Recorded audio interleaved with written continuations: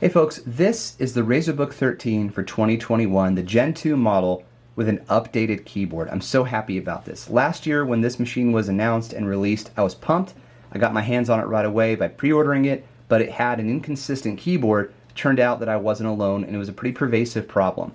Enough of a pervasive problem that Razer updated the keyboard substantially from last year to this year.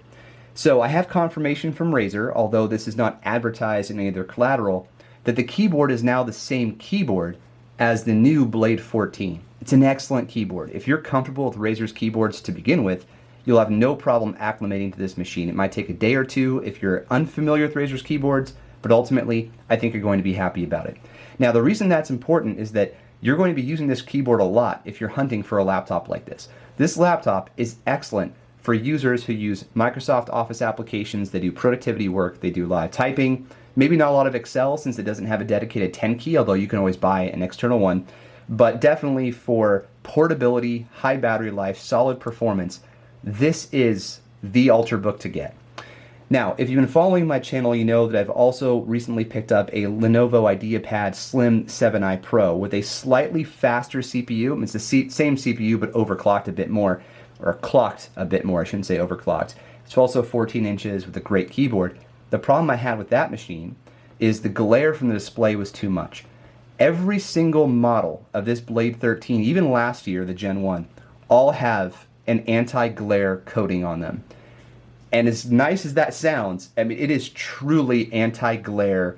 I wish it were more anti-glare, but it's anti-glare. You can hardly see my camera through the backlight and the reflection here. That's how good it is.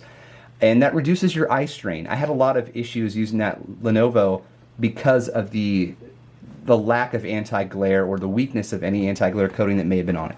So, excellent trackpad, excellent keyboard that's also backlit. Let's take a look at that real quick.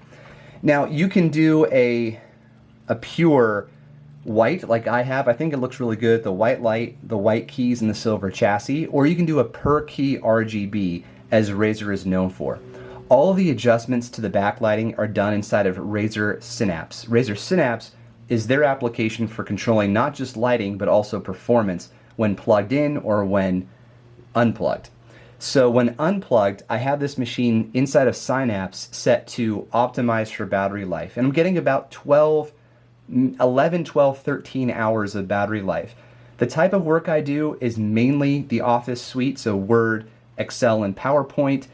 Of course, I'll attend video conferences over Teams. I have Outlook, Teams, OneDrive, sometimes Spotify or YouTube, all running in the background while I'm doing other things. And still, with just by changing it to optimize for battery and not like fiddling around with other settings, I'm getting this excellent, let's say 12 hours of battery life, which is really impressive. It's a 13.4 inch display, 16 by 10 aspect ratio. The resolution may not sound like a lot because it's effectively Full HD plus, but it is perfect for this form factor. That resolution is 1920 by 1200, which is what you'll see in other ultrabooks like the Dell XPS 13, unless you go to their super high trim that has an Ultra HD display. There is a 4K Ultra HD panel in the Razer Book 13 that also comes with a 1TB SSD. I don't think you need it. So I picked up for $1,500 the i7 1165G7 that runs at 25 watts, along with 16 gigs of RAM that is soldered on. So be careful about the RAM. If you need something with a poop ton of RAM, 32 gigs or higher, this is not the laptop for you. And then a 512 gig SSD that is user replaceable. It takes about 5 minutes to unscrew everything and replace the SSD with something that you'd prefer. And then 20 minutes to reinstall Windows, half an hour or something to get everything configured. I didn't bother with that. I wanted to see how this performed with the standard SSD before I decided to keep it or not. And I have decided to keep it, so there you go. But yeah, that's what you can do in terms of configurability and upgradability. The speakers are not phenomenal. They're a little bit tinny, not a lot of bass, it's not very whole sound. So just be aware. You can of course plug it in. It has THX certification and that sounds good through headphones, but don't come for this if you want, MacBook level audio. Now, I do think that as far as design goes, this is better looking than any other Ultrabook on the market. I think it looks better than the Blade Stealth, and I think it looks better than any of the MacBooks, including the new ones with the notch. How awful did they put a notch on? Okay, so anyway, I'm not going to drill into that. Very thin bezels, excellent, super bright display. It's excellent. Okay, let's talk about some other things. This is a single piece of aluminum that's been CNC milled. I don't know why they call it a single piece because there's obviously two pieces, but anyway, that's what they say. It has a really nice anti-fingerprint coating. This is the Razer logo that's very traditional, and I think it looks great. It's muted.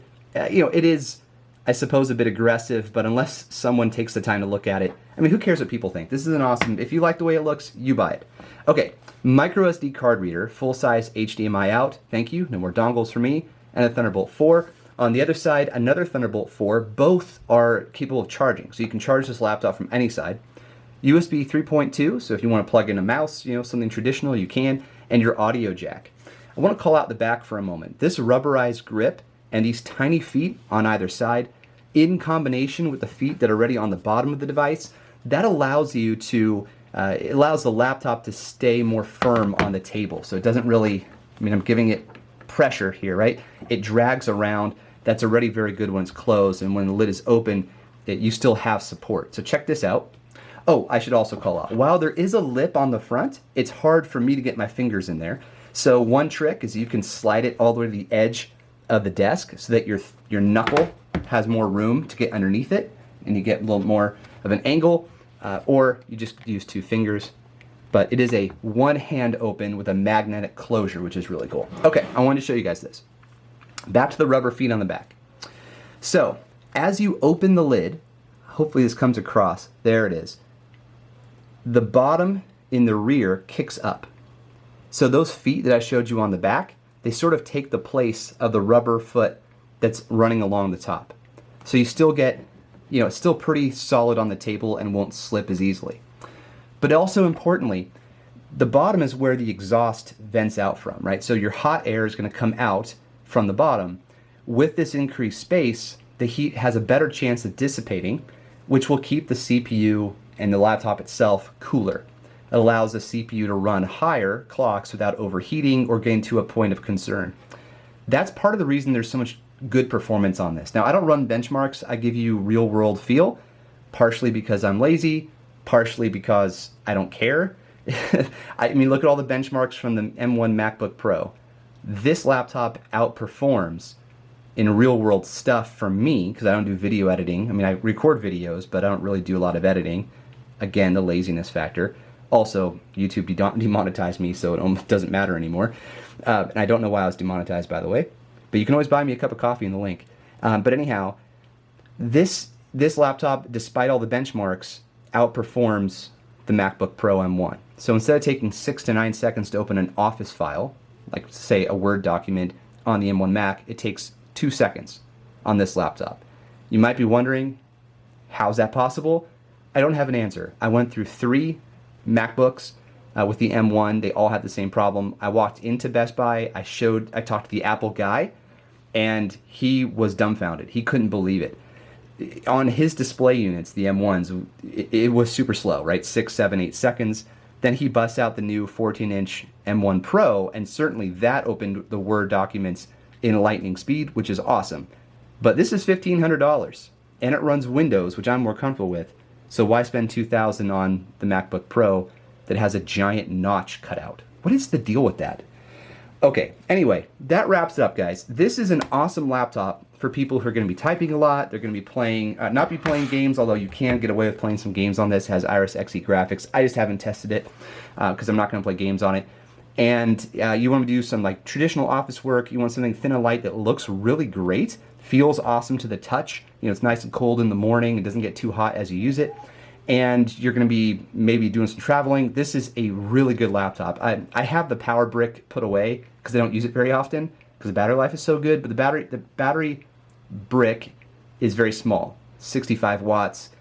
It's awesome. So anyway, Razer did a great job on this laptop. Thankfully, they fixed the keyboard.